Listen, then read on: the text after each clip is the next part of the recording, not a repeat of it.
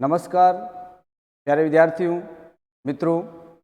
मैं भेरूलाल बंजारा चेतना एकेडमी के इस ऑनलाइन प्लेटफॉर्म पर आपका बहुत बहुत हार्दिक स्वागत करता हूं। मैं आज हिंदी भाषा के अंतर्गत जो महत्वपूर्ण प्रकरण है उस पर आपको ले चलूँगा, जिसका नाम है संधि, जो आपके सामने दिखाई दे रहा है। देखिए मित्रों, राजस्थान की जो सरकारी नौकरियों में जितनी भी परीक्षाएं हमारी होती है उनमें लगभग जो हिंदी हमारी सम्मिलित होती है। और हिंदी के अंतर्गत हमको सबसे जो कठिन महसूस हम करते हैं वो टॉपिक होता है संधि, है ना। इस संधि प्रकरण को आज हम आसान तरीके से, बहुत ही सरल तरीके से मैं आपको समझाऊंगा, हम सब समझेंगे। देखिए किस तरीके से इस शब्द को लिखा है, इस शब्द की व्युत्पत्ति क्या है, इस शब्द के अंतर्गत क्या ग्रामर है, पहले वह समझेंगे हम। फिर धीरे धीरे इसके जो क्रम वाइज इसका पूरा ही ज्ञान हम अर्जित आज इस वीडियो में करेंगे।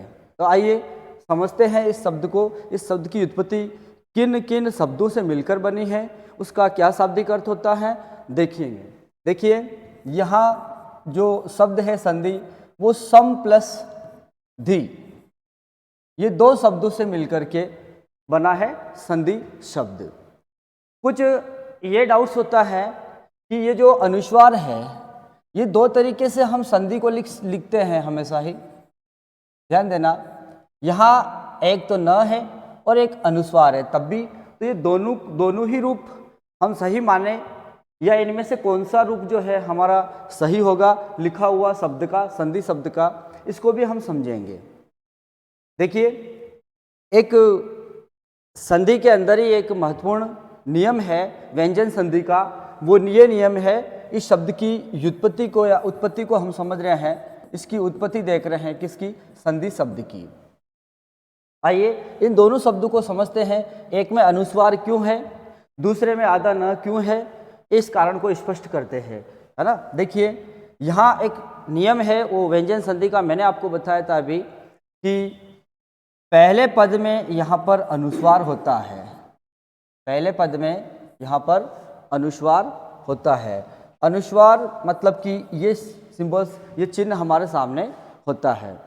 देखिए अनुस्वार के पश्चात जो बाद वाला पद है, सेकंड वाला पद है, सेकंड वाले पद के अंतर्गत हमको क से लेकर म तक वर्णों की प्राप्ति होती है।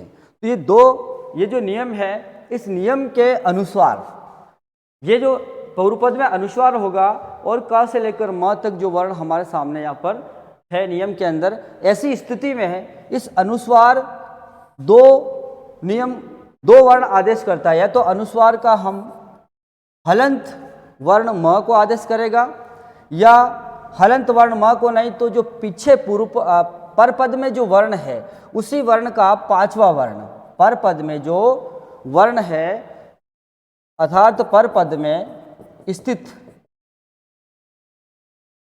वर्ण के वर्ग के पांचवें वर्ण में परिवर्तित कर देता है। तो देखिए हम इसी शब्द को देखते हैं, ये सम शब्द और धी, यहाँ पर कहाँ पांचवा वर्ण मिल रहा है, कैसे अनुस्वार आदेश होगा इस नियम के अकॉर्डिंग। देखिए यहाँ पे हमारे पास है सम प्लस धी। यहाँ हम 2 मिनट के लिए इसको भी अलग अलग कर लेते हैं इन वर्णों को, तो हमें वो स्थिति प्राप्त हो जाएगी जैसे स और इसका अंतिम वर्ण है क्या, म। ये म हमें प्राप्त हुआ और पांचवा इधर जो पर पद में है वो धी है। तो हमें अनुस्वार संधि का नियम है, या तो म का अनुस्वार आदेश होता है या अनुस्वार का म आदेश होगा। देखिए यहाँ पर म का हमें आदेश करना है अनुस्वार।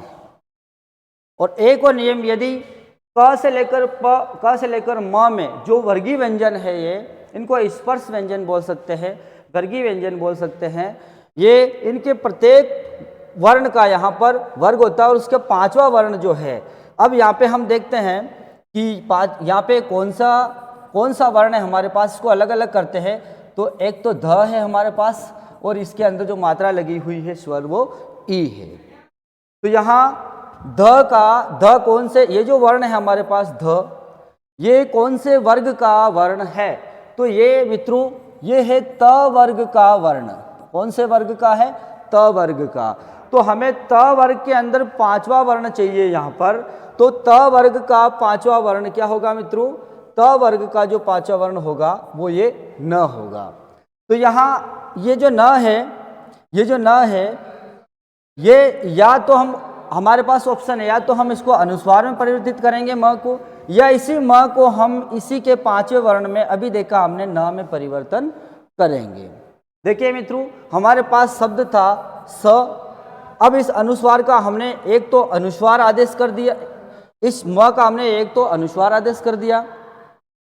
दूसरा यहाँ पर हमारे पास था पीछे वर्ण था धी, तो ये पूर्णतया धी हमने लिख दिया। एक शब्द तो पहला शब्द तो हमारा ये निष्पन्न हो गया कि हाँ राइट है। हम जिस नियम से हम इस शब्द को समझ रहे थे वो जो है नियम सही है।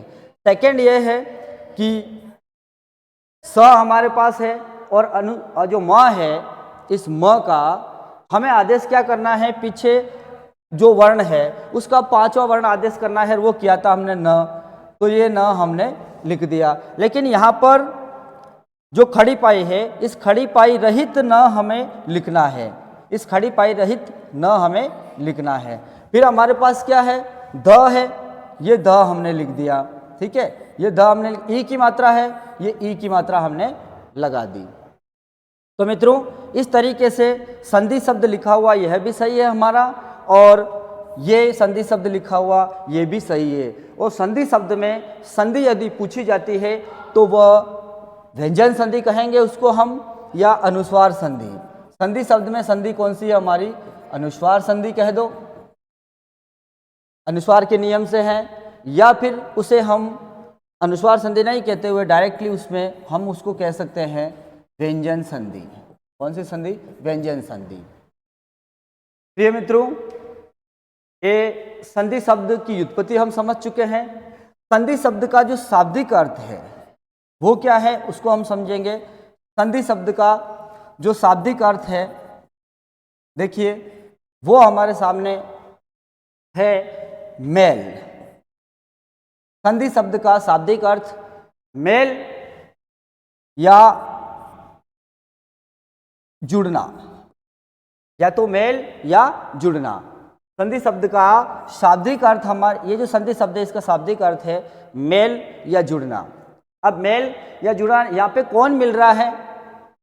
शब्द मिल रहे हैं, वर्ण मिल रहे हैं, इसको आगे देखते हैं हम। इस स्थिति के अनुसार यहाँ पे दो व्याकरण के अंदर, हिंदी व्याकरण के अंतर्गत संधि और समास दोनों में ही मेल या जुड़ाव होता है। एक जगह शब्दों का होता है, दूसरी जगह जहाँ संधि हम पढ़ रहे इसमें वर्णों का होता है। देखिए आगे हम देखते हैं कि यहाँ संधि का शाब्दिक अर्थ हम समझ गए कि मेल होता है। दूसरा समास, इस टॉपिक को आगे पढ़ेंगे हम। समास के अंदर भी मेल होता है, यहाँ पर भी क्या होता है? मेल होता है। संधि के अंदर भी क्या होता है? मेल होता है। मेल अर्थात जुड़ना। ठीक है, यहाँ पर भी क्या है? मेल अर्थात जुड़ाव, यहाँ पर भी मेल होता है। अब यहाँ मेल किसका हो रहा है? यहाँ मेल या तो ध्वनि लिख दो या वर्ण लिख दो, या ध्वनि या ध्वनियों का मेल कह दो या वर्णों का मेल। संधि के अंदर ध्वनियों का या वर्णों का मेल होता है। और समास के अंदर किसका होता है? समास के अंदर शब्दों का मेल होता है। किसका मेल होता है? शब्दों का मेल होता है। और संधि के अंदर कौन सा मेल होता है? वर्णों का मेल होता है। तो देखो डिफरेंट जो है हमारे सामने, यहाँ शब्दों का मेल होता है समास के अंदर, और संधि के अंदर वर्णों का मेल होगा। इसी आधार पर हम इसकी परिभाषा को स्पष्ट करेंगे, परिभाषा को समझेंगे कि किस तरीके से यहाँ मेल हो रहा है वर्णों का। देखिए संधि का जो विलोम शब्द हम देखते हैं, संधि का विलोम शब्द होता है विग्रह। क्या होता है? विग्रह। संधि का विलोम शब्द क्या होता है? विग्रह।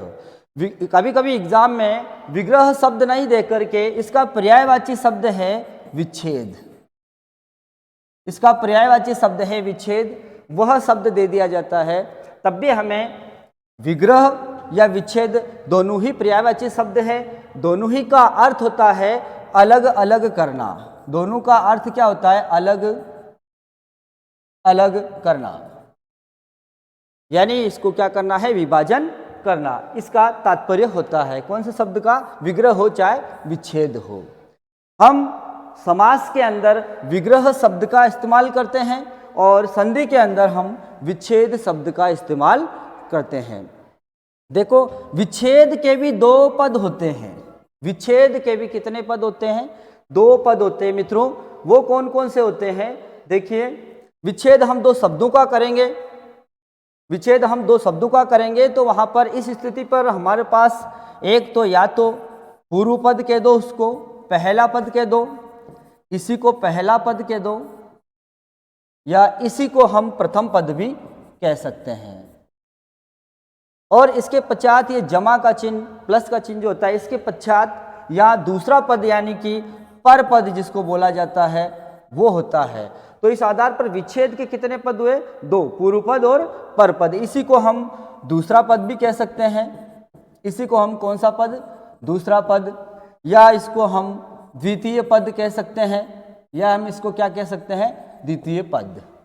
तो इस प्रकार विच्छेद के दो पद हमें प्राप्त होते हैं अलग अलग करने पर संधि के अंदर, और संधि का अर्थ होता है मेल। इन्हीं दोनों पदों को यदि हम वापस पुनः जोड़ते हैं, मेल करते हैं, तो हमें उस स्थिति को हम कहेंगे क्या? संधि। ये हम समझ चुके हैं पहले। आइए मित्रों, ये कुछ छोटी सी जानकारी थी इसके अंतर्गत। अब हम आगे इसका विस्तृत परिभाषा को समझेंगे कि संधि कहते किसे, आखिर संधि होती क्या है। आसान संक्षिप्त में इसके अर्थ को हम समझेंगे। देखिए,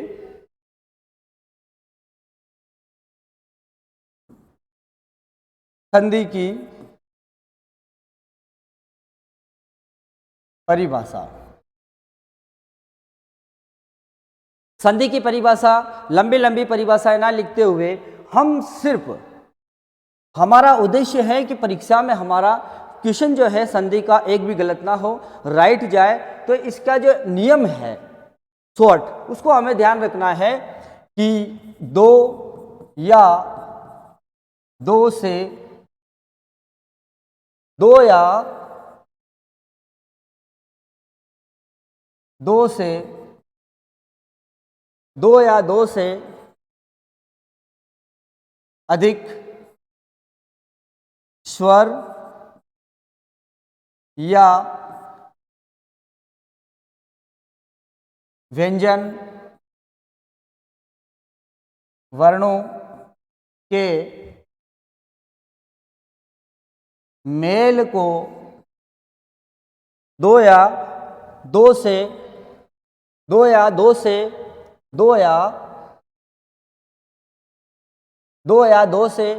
अधिक स्वर या व्यंजन वर्णों के मेल से जो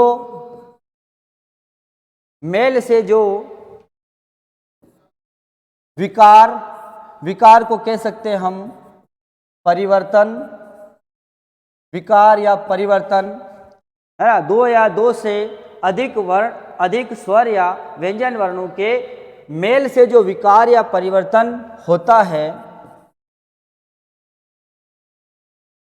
उसे संधि कहते हैं। मित्रों, बहुत ही शॉर्ट परिभाषा है, यहाँ स्पष्ट लिख दिया है। यहाँ वर्ण कौन से होंगे? चाहे स्वर वर्ण हो चाहे व्यंजन वर्ण हो। दो या दो से अधिक स्वर या व्यंजन वर्ण, कोई सी भी स्थिति बन सकती है। स्वर वर्णों का भी मेल हो सकता है, व्यंजन वर्णों का भी मेल हो सकता है। इस आधार पर यहाँ मेल होने से जो विकार होगा, जो विकार अर्थात परिवर्तन होगा, उसे ही हम संधि कहते हैं। देखो विकार कैसे, एक उदाहरण लेते हैं हम, एक उदाहरण से स्पष्ट करते हैं इस परिभाषा को। किस तरीके से विकार उत्पन्न होगा, कैसे परिवर्तन होगा, और उस विकार को हम कहेंगे संधि। देखिए यहाँ पे एक उदाहरण से हम इसको समझेंगे कि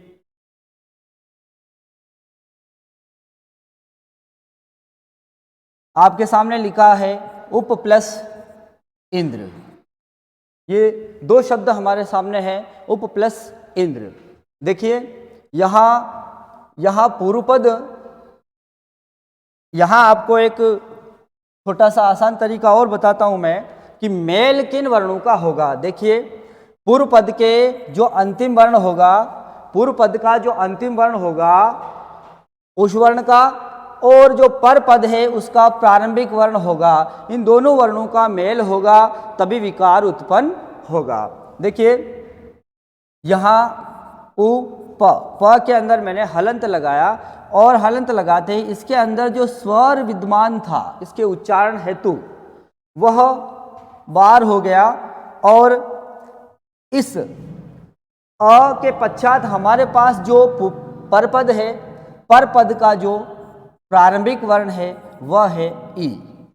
मित्रों यहाँ बड़े ध्यान से देखना है कि किस तरीके से पूर्वपद के अंतिम वर्ण और परपद के प्रारंभिक वर्ण, ये दोनों ही वर्ण जैसे ही मिलेंगे तो विकार उत्पन्न हो जाएगा। अ और ई दोनों ही वर्ण मिल करके एक संयुक्त स्वरवर्ण बनाते हैं, जो उसको पढ़ते हैं ऐ।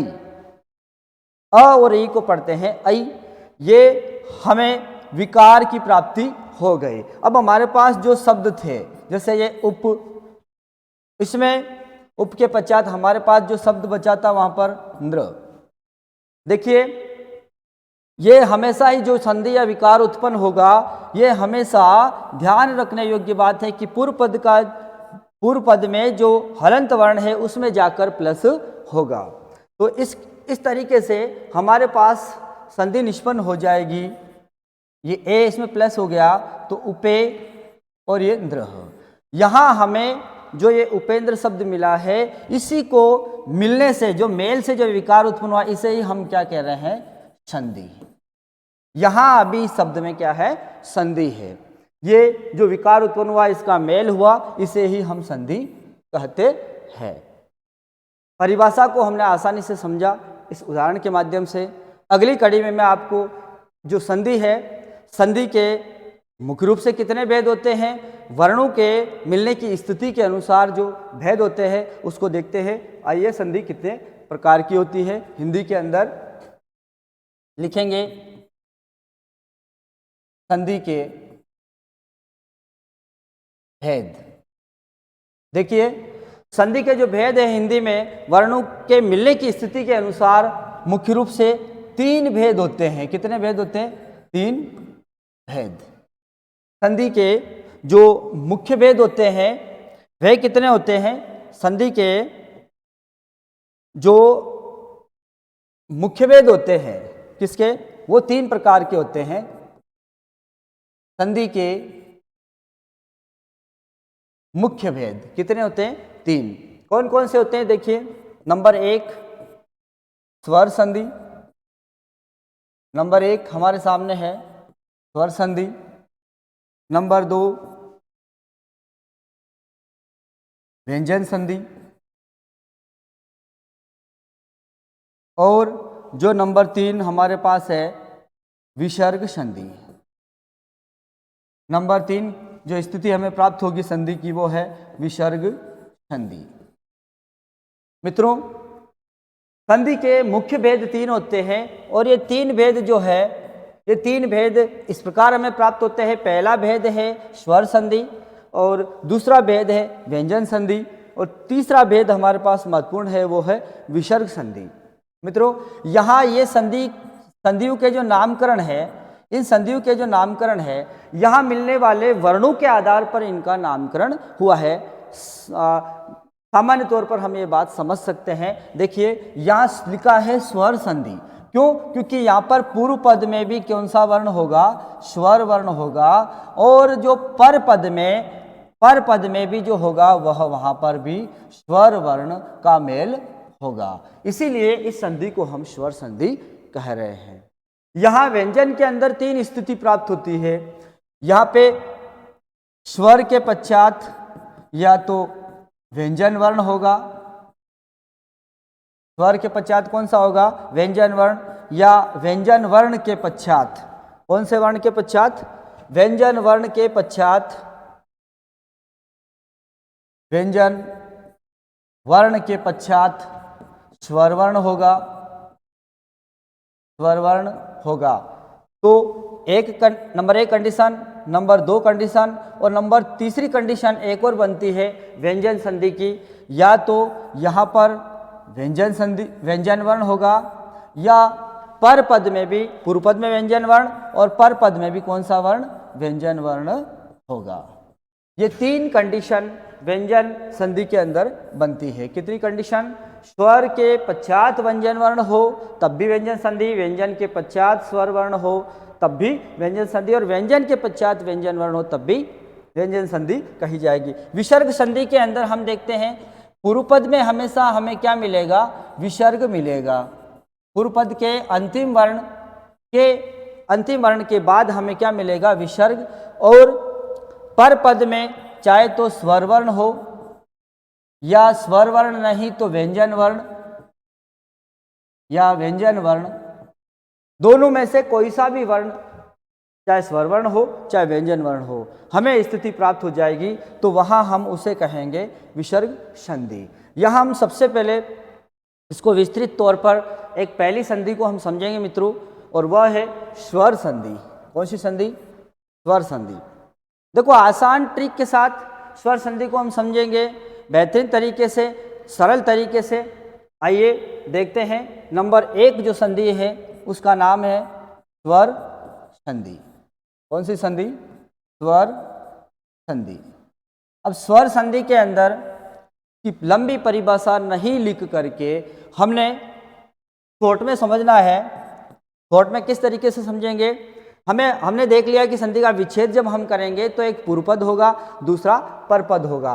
पूर्व पद और पर पद दोनों में वर्णों के मेल की जो स्थिति बनती है उसके अनुसार इसका नामकरण है।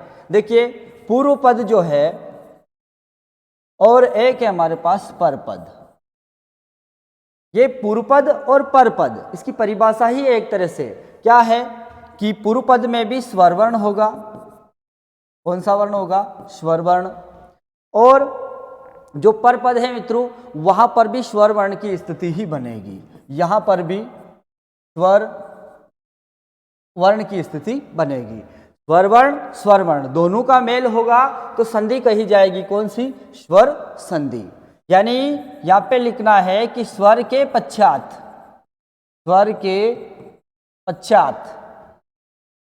स्वर का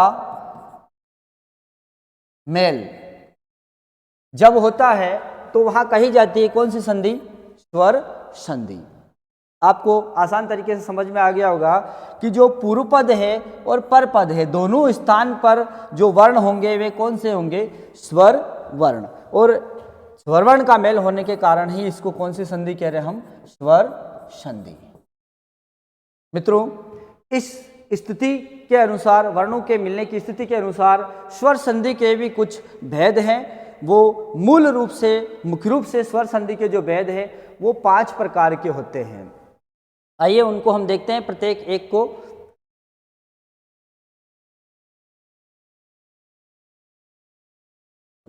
स्वर संधि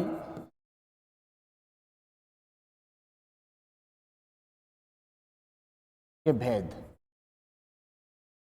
दोस्तों स्वर संधि के जो भेद है उसको क्रमानुसार हम देखेंगे। इसके 5 भेद होते हैं। मुख्य रूप से कितने भेद होते हैं, 5 भेद।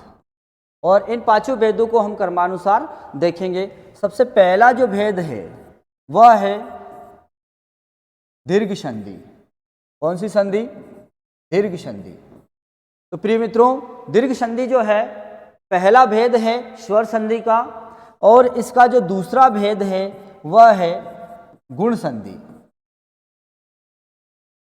और इसी तरह इसका तीसरा भेद है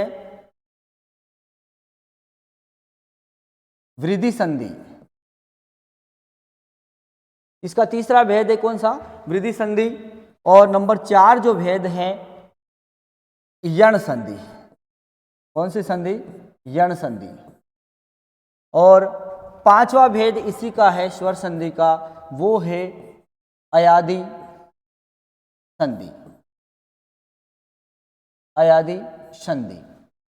मित्रों, इस तरह स्वर संधि के मुख्य भेद 5 हो जाते हैं और यही हमारी परीक्षाओं में इनके ही उदाहरण हमारी परीक्षाओं में आते हैं। तो हमें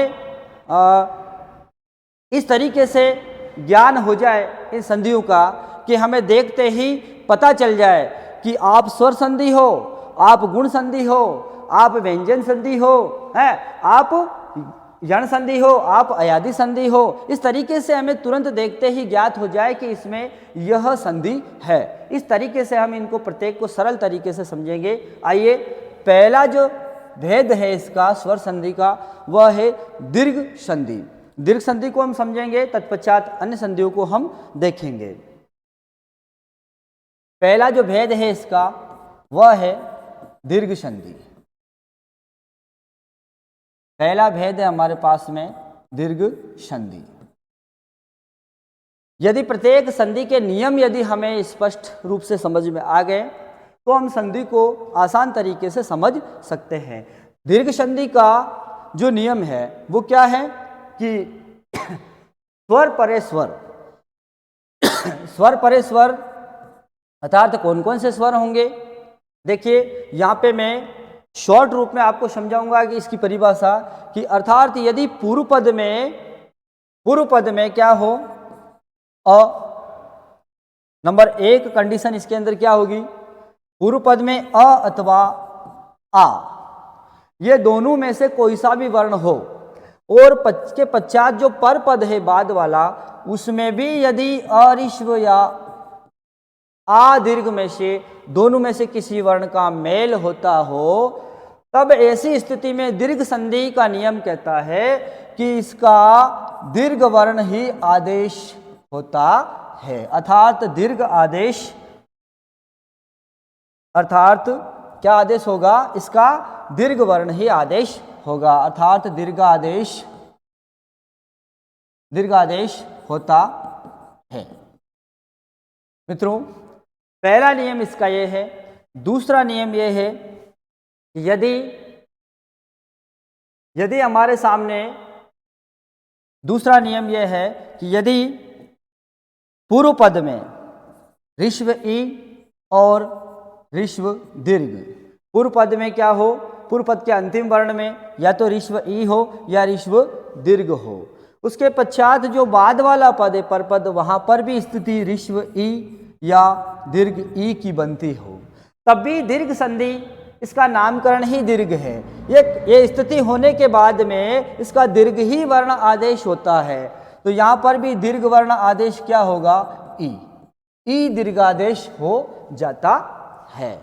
और ये ई दीर्घ ही आदेश होगी हमेशा, तभी दीर्घ संधि की स्थिति बन पाएगी। नंबर 3 जो नियम है मित्रों, यहाँ नंबर 3 नियम क्या कह रहा है?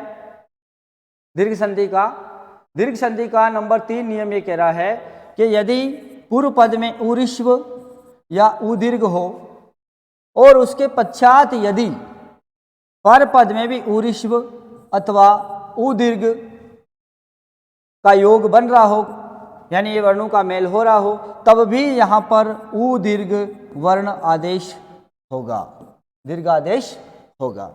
ये 3 कंडीशन हमारे सामने बनी है। पहली कंडीशन, पूर्व पद का अंतिम वर्ण चाहे अ हो चाहे आ हो, पर पद का प्रारंभिक वर्ण चाहे अ अथवा आ हो, है ऋस्व अ दीर्घ आ, ये स्थिति दोनों में से कोई एक हो, दोनों में से कोई एक वर्ण हो, तब इनका दीर्घ आदेश आ ही आदेश होगा दीर्घ संधि के अंतर्गत।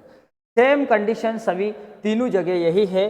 ई ऋस्व ई दीर्घ के पश्चात यदि वही सेम कंडीशन होती है वर्णों की, तो हमारे को ई दीर्घ ही आदेश होगा, इसी की प्राप्ति होगी। उ यानी ऊरिश्व उदीर्घ के पश्चात ऊरिश्व उदीर्घ हो, तब भी उ दीर्घ ही आदेश होगा। ये 3 नियम हमें याद होने चाहिए दीर्घ संधि के अंदर। मित्रों, शब्द को देखते ही उसके अंदर दीर्घ संधि कहाँ बनेगी मैं आपको बता देता हूँ। शब्द के अंदर मध्य में यदि ये 3 वर्ण की स्थिति बनती है, कौन सी? एक तो आ और दूसरा ई, ये दीर्घ है, दीर्घ आ, दीर्घ ई, और जो है हमारा दीर्घ उ। ये तीनों ही स्थिति यदि बन रही है तो वहाँ दीर्घ संधि होगी। वरना यदि हमारे सामने यदि केवल ये दीर्घ स्थिति नहीं बन करके ऋस्व ही बनती है तो वहाँ दीर्घ संधि नहीं होगी, क्योंकि वहाँ केवल वर्णों का संयोग मात्र होगा। जहाँ केवल संधि के नियम जहाँ काम नहीं आ रहे हैं, जहाँ संधि के नियम नहीं बैठ रहे हैं, वहाँ सिर्फ वर्णों का संयोग होता है, संधि नहीं होती है। वहाँ सिर्फ वर्णों का संयोग होता है, संधि नहीं होती है। जैसे मैं आपको एक संयोग बीच में ये आ गया तो ये भी समझा देता हूँ कि जो संधि है, जैसे एक शब्द है यहाँ पर पान वाला, शब्द है हमारे पास पान वाला। ये पान प्लस वाला, देखिए पान प्लस वाला, ये दो शब्द है। यहाँ पे जरूर हमारे पास वर्ण है अ, लेकिन यहाँ है व, यहाँ है हमारे पास क्या, व। अब देखिए ये अस्वर और व का मेल कोई से भी नियम से नहीं हो रहा है, या सिर्फ व और अ का केवल मात्र क्या है, संयोग है, यहाँ पे संधि नहीं है। तो इस तरीके से कई शब्द बनते, सभी शब्दों के अंदर संधि नहीं होती है, कहीं कहीं तो वर्णों का संयोग होता है, कहीं कहीं शब्दों में संधि होती है। तो हम ये जो नियम हमने लिखा है, ये जो हमने नियम लिखा है दीर्घ संधि का, इसके उदाहरण से हम इसके नियमों को स्पष्ट करेंगे। देखिए ये जो उदाहरण हमने लिखे हैं, ये जो नियम हमने लिखे हैं तीनों ही, इसके प्रत्येक के उदाहरण हम देखेंगे। पहला एक नियम में बता दूं आप लोगों को कि मित्रों, ग्रामर के अंदर, व्याकरण के अंदर जो हमें संधि समझनी है वो सरल तरीके से, तो इसके लिए हमें दो विधियों का इस्तेमाल करना होगा व्याकरण को समझने के लिए। मैं आपको पहली विधि बता देता हूं जिसका नाम है निगमन विधि, निगमन विधि। और दूसरी विधि हमारे सामने है आगमन विधि, आगमन विधि। देखिए दोनों के अंदर मैं आपको समझा दूं कि निगमन विधि में क्या किया जाता है और आगमन विधि में क्या प्रक्रिया होती है। निगमन विधि की हम बात करें, इसमें क्या प्रक्रिया होती है, तो यहाँ पर हमेशा ही नियम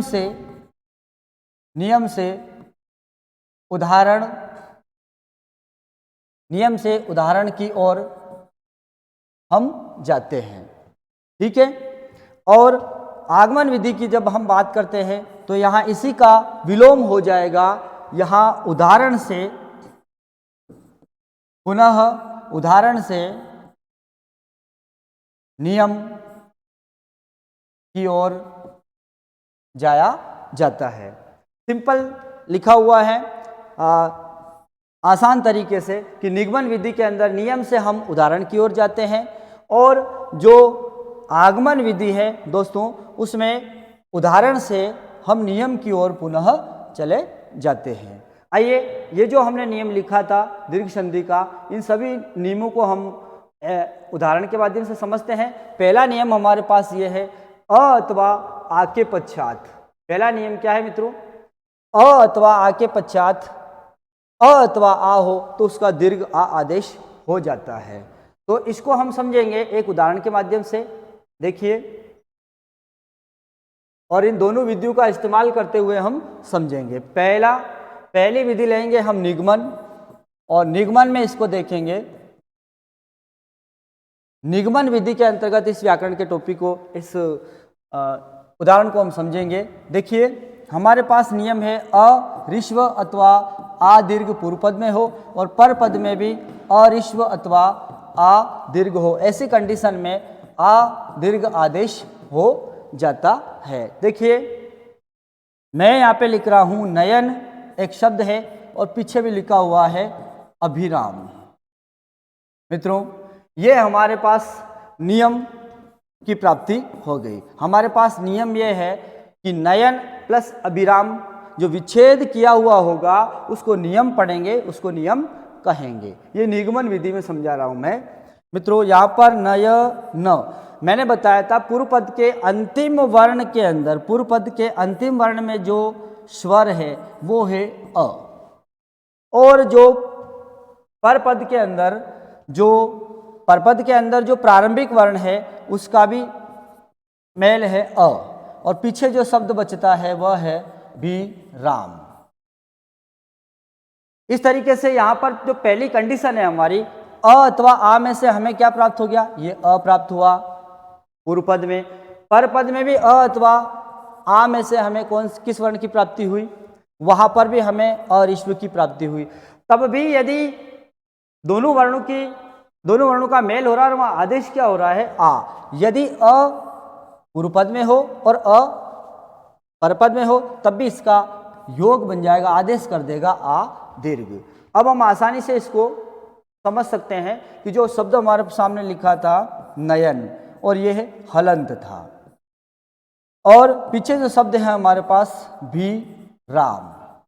मित्रों यहाँ पे विकार उत्पन्न हुआ है आ, इसको दोनों शब्दों में प्लस करना है। और ये हमेशा ही मैंने बताया था कि पूर्व पद के अंतिम वर्ण में जाकर जो भी विकार उत्पन्न होता है वो प्लस हो जाता है। तो यहाँ पर इस कंडीशन से न य और ये आ यहाँ पर प्लस हो गया और पीछे लिखा हुआ है भी राम, नयना अभिराम, शब्द निष्पन्न हो गया हमारे पास क्या, नयना अभिराम। निगमन विधि का नियम कहता है कि हम नियम से हमेशा ही उदाहरण की ओर जाते हैं। किसकी ओर, उदाहरण की ओर। तो यहाँ ये नियम था, इस नियम से हमें इस उदाहरण की प्राप्ति हो गई। किसकी, नयना अभिराम, ये हमारे सामने एक उदाहरण है। एक अन्य उदाहरण और लेकर के हम आगमन विधि के अंतर्गत समझते हैं मित्रों। आगमन विधि में किस कंडीशन से हमें, जैसे ये शब्द ना लेकर के अन्य शब्द ले लेते हम जैसे मैंने ले लिया छात्रावास, ठीक है। ये है आगमन विधि के अंदर। कौन सी विधि के अंदर समझ रहे हैं हम इसको, आगमन विधि में, क्योंकि हमें डायरेक्टली क्या मिल गया, उदाहरण। अब आगमन विधि में क्या किया जाता है मित्रों, आगमन विधि में उदाहरण से नियम की ओर जाएंगे तो हमें स्पष्टता समझ में आ जाएगा कि यहाँ कौन सी संधि का योग बन रहा है। देखिए यहाँ पे छात्र, और इसको मैंने क्या किया, हलंत लगाया। यहाँ पर वर्ण हमें प्राप्त हो जाएगा आ, क्या प्राप्त हो गया, आ, और आ के पश्चात जो शब्द लिखा हुआ है वो है वास। समझ गए। अब हमें क्या करना है, ये जो परपद में शब्द है और पूर्व पद में जो शब्द है, इनमें हमें अवर्ण चाहिए कि आ चाहिए, अवर्ण चाहिए कि आ चाहिए। शब्द के ये जो शब्द है इनको सार्थक बनाने के लिए, कौन सा बनाने के लिए, सार्थक शब्द बनाने के लिए जो हमें आवश्यकता हो वो हमें यहाँ पर इसका विभाजन कर देना है। तो मित्रों शब्द होता है छात्र और छात्रा दोनों ही, लेकिन यहाँ विभिन्न, हम यहाँ पर अ ही ले रहे हैं। यहाँ क्या ले रहे हैं, आ भी ले सकते हैं, छात्रा भी लिख सकते हैं हम, लेकिन मैं यहाँ पे अ ले रहा हूँ। देखिए, और आगे जो हमें आवश्यकता है वो आ वर्ण की है, क्योंकि आ वर्ण लेंगे स्वर वर्ण तभी ही आवास शब्द निष्पन्न होगा।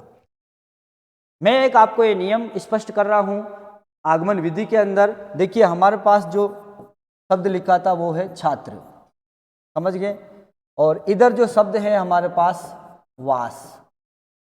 आ गई बात समझ में। अब यहाँ पर इसका विच्छेद हम आराम से कर देंगे। कैसे, विच्छेदित पद को आराम से निकाल देंगे। यहाँ छात्र और अ दोनों का ही हम क्या करेंगे, योग करेंगे। तो ये शब्द हमारे पास मिल गया क्या, छात्र, और इधर इनको प्लस करेंगे तो यहाँ शब्द हो जाएगा आवास। तो ये भी सार्थक शब्द है ये भी सार्थक शब्द है। सार्थक शब्दों के मेल को ही संधि कहते हैं, वरना जहाँ सार्थकता नहीं होती है वहाँ संयोग मात्र होता है। तो यहाँ इस तरीके से मैंने एक दो एग्जाम्पल से आपको ये अरिश्व आ दीर्घ और पर पद में भी अरिश्व आ दीर्घ की स्थिति को स्पष्ट किया। आपको समझ में आया होगा। देखिए आगे जो सेकंड कंडीशन है, सेकंड कंडीशन क्या बन रही है, ध्यान से देखना है। ई ऋश्व या ई दीर्घ, ई ऋश्व या ई दीर्घ के पश्चात पर पद में भी ई ऋश्व या ई दीर्घ हो, तब भी दीर्घ संधि का नियम ये कहता है कि तब भी हमें क्या करना है, ई दीर्घ ही आदेश करना है, अर्थात ई दीर्घ आदेश होता है, ई दीर्घ आदेश होता है। ये नियम हमारे पास में है। आगे बात समझ में। देखिए यहाँ प्रत्येक वर्ण की, जहाँ पे 3 है वहाँ प्रत्येक वर्ण की 4-4 स्थितियाँ बनती है। जैसे मैं आपके सामने पहले वाले की स्पष्ट कर दिया देता हूँ। नंबर 1, यहाँ अ के पश्चात पर पद में भी अ हो तब भी क्या होगा, आ। और नंबर 2, यहाँ पूर्व पद में आ हो और पर पद में अ हो तब भी आदेश होगा हमारा क्या, दीर्घ वर्ण, दीर्घ स्वर वर्ण आदेश आ। और नंबर 3 पे यदि हम जाते हैं तो यहाँ वही स्थिति हो जाती वापिस की, अ के पश्चात यदि आ हो तब भी आदेश हमारा क्या होगा, आ दीर्घ ही होगा। और यदि नंबर 4 कंडीशन या स्थिति की बात करते हैं हम, तो यहाँ पर भी हमारा आ वर्ण पूर्व पद में हो और आ वर्ण पर पद में हो तब भी आ दीर्घ ही आदेश होता है। मित्रों प्रत्येक वर्ण की, इनकी प्रत्येक की 4-4 कंडीशन स्थिति बनती है, 4-4 स्थितियां बनती है। नंबर 1, 2, 3, 4 तब भी हमें क्या आदेश होगा, दीर्घ ही आदेश होगा। समझ गए। तो इस आधार पर अभी हम जो उदाहरण है वो ई के उदाहरण, ई वर्ण के उदाहरण में आपको स्पष्ट कर दिया देता हूं कि जैसे मैंने लिखा है रविंद्र, आगमन में नहीं लेकर के मैं आपको निगमन विधि के अंदर स्पष्ट करूंगा, रवि धन इंद्र।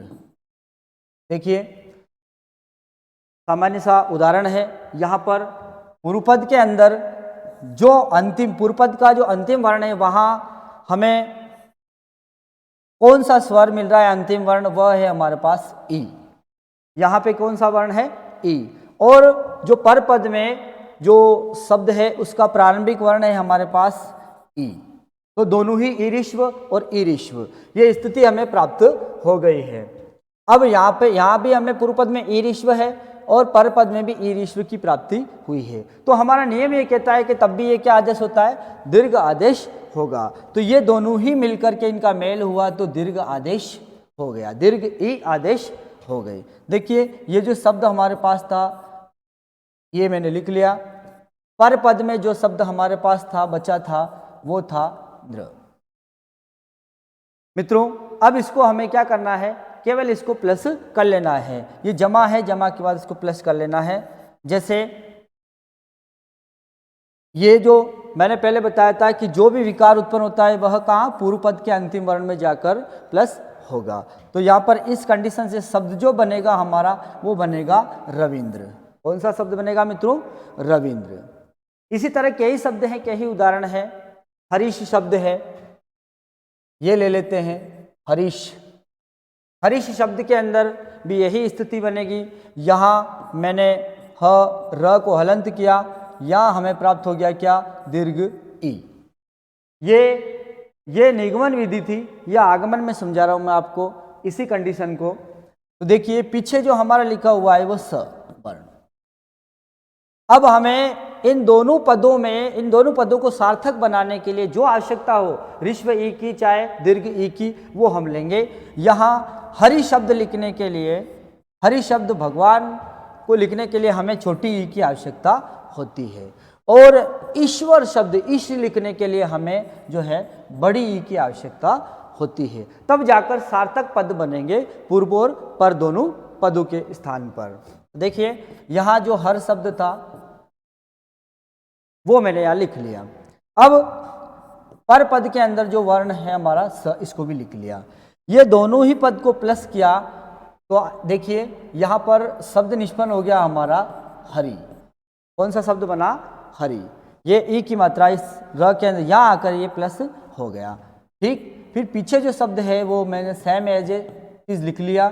तो यहाँ हमारा जो ये हरीश शब्द था, हरीश शब्द का जो विच्छेद होगा वह होगा हरि प्लस ईश। एक एक स्टेप को, एक एक वर्ण को मैंने आपके सामने स्पष्ट किया है, आसानी से समझ में आ गया होगा। हम चलते हैं नंबर तीसरे नियम की ओर। स्वर संधि का जो पहला भेद था दीर्घ संधि, और उसका तीसरा जो नियम है वह क्या है? देखिए नंबर 3 जो नियम है हमारे सामने वो क्या है?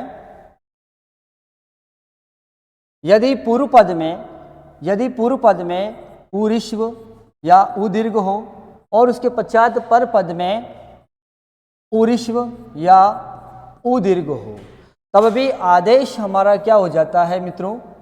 आदेश हमारा तब भी क्या हो जाता है? उदीर्घ हो जाता है। ये नियम हमने देखा था, ये उदीर्घ आदेश हो जाता है। इस आधार पर इसका जो है हम उदाहरण को समझेंगे।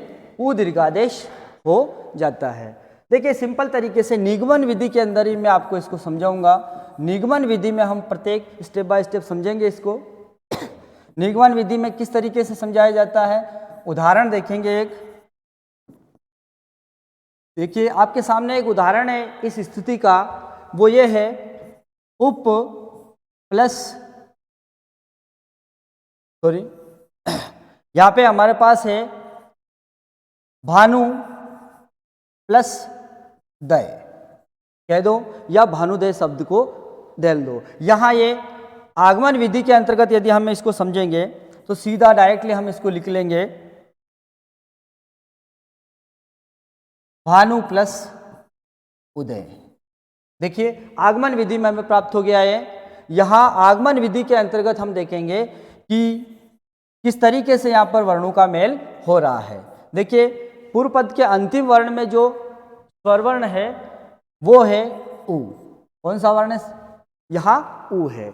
और पर पद का जो प्रारंभिक वर्ण है वो भी हमारे सामने उ ऋष्व ही प्राप्त हुआ है। और पीछे जो शब्द बचा हुआ हमारे पास दय।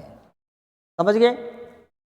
देखिए ये जो स्थिति बनी है, इस स्थिति के अंदर हमें नियम क्या कह रहा है? नियम ये कह रहा है कि यहाँ चाहे ऋष्व का चाहे दीर्घ का मेल हुआ हो, यहाँ भी ऋष्व है पूर्व पद में, यहाँ भी है, यहाँ भी ऋष्व वर्ण है, यहाँ भी है, ऋष्व का मेल हुआ है, तब भी दीर्घ आदेश करना है। और वो दीर्घ आदेश वर्ण हमारा हो गया उ। समझ गए? अब जो शब्द हमारे पास बचा था उसको हमने लिख लिया, और पीछे जो शब्द हमारे पास है इसको भी हमने लिख लिया। मित्रों इस तरीके से ये जो विकार उत्पन्न हुआ ये संधि पद बना देगा अभी, और वो संधि पद इस तीसरे नियम में ये बनेगा ये यहाँ आकर प्लस होगा, पूर्व पद के अंतिम वर्ण में आकर हलंत वर्ण प्लस हो जाएगा, तो ये शब्द बन जाएगा भानु प्लस दय। देखिए मैंने आपको पहले भी लिखा था इस शब्द को, ये वापस निष्पन्न हो गया। यहाँ पर हम किस तरीके से, हमारे पास क्या था? हमारे पास था नियम, ये निगमन विधि है, ये हमारा नियम था, और नियम से हम उदाहरण की ओर आ गए। ये हमें उदाहरण की प्राप्ति हो गई। मित्रों ठीक इसी तरीके से यदि हम आगे का आगमन विधि के अंतर्गत समझते हैं उदाहरण को। एक ये था निगमन विधि। आगमन विधि के अंदर मैंने शब्द लिखा है विष्णुदय। उदाहरण हमारे पास क्या है? विष्णुदय। मित्रों ये शब्द से हम स्पष्ट करेंगे कौन सी विधि के अंदर? आगमन विधि के अंतर्गत। और आपको पहले बता दिया था कि आगमन विधि के अंतर्गत हम किधर से किधर जाते हैं? हम जाते हैं उदाहरण से नियम की ओर। तो उदाहरण हमारे सामने लिखा हुआ है, हमें सिर्फ इसके नियम का पता लगाना है, विच्छेद इसका करना है। संधि पद हमारे सामने है। देखिए यहाँ शब्द लिखा हुआ है विष्णु, लेकिन यहाँ पे मैंने क्या किया? हलंत लगाया ण को, यहाँ पे जो वर्ण था उ ये एज इट इज इसमें बाहर निकल गया और इसके पश्चात जो शब्द है हमारा बचा हुआ मैंने लिख दिया। समझ गए। अब हमें परपद और पूर्वपद दोनों को सार्थक बनाने के लिए हमें छोटा ऊ चाहिए, ऋस्व ऊ चाहिए या दीर्घ ऊ चाहिए। पूर्व पद में इधर पर पद में भी दीर्घ चाहिए या ऋस्व ऊ चाहिए, ये हम देखेंगे। या विष्णु शब्द निष्पन्न करने के लिए, विष्णु शब्द निष्पन्न करने के लिए मैंने छोटा ऊ यहाँ पर लिया है। इधर उदय शब्द, उदय शब्द निष्पन्न करने के लिए भी यहाँ पर हमने छोटा यथार्थ ऋस्व ऊ यहाँ पर लिया है। तो इस तरीके से यहाँ हमारा विच्छेद निष्पन्न हो जाएगा। ऊपर जो शब्द लिखा हुआ है उसको पुनः यहाँ पे लिखना है मित्रों, और जो पीछे परपद में शब्द बचा है उसको भी लिखना है। ठीक इसी तरह हमें अभी विच्छेद पद की प्राप्ति हो जाएगी। कैसे? देखिए, जो हलंत वर्ण है वहां जाकर के स्वर का मेल हो जाएगा पूर्व पद में, तो ये पूर्ण शब्द बन जाएगा क्या? विष्णु। और पीछे जो शब्द है हमारा उ प्लस दय वो बन जाएगा उदय। देखिए यहां हमारे को नियम, जो उदाहरण हमारे पास था, क्या था? उदाहरण। ये निगमन विधि का नियम है कि उदाहरण से हम सीधा सट कहाँ आ जाते हैं? उदाहरण से सीधे नियम की ओर हमें आ जाते हैं। देखिए पुनः हमें नियम की प्राप्ति हो गई और नियम को ही हम कह रहे हैं विच्छेद। क्या कह रहे हैं? विच्छेद। मित्रों, आपको जो ये क्लास अच्छी लगी होगी, हमारे जो ये YouTube चैनल है इसको सब्सक्राइब करना ना भूलें। आपका प्यार और दुलार ही हमें आगे की क्लास की ओर अग्रसर करेगा। इसी बात के साथ में नमस्कार।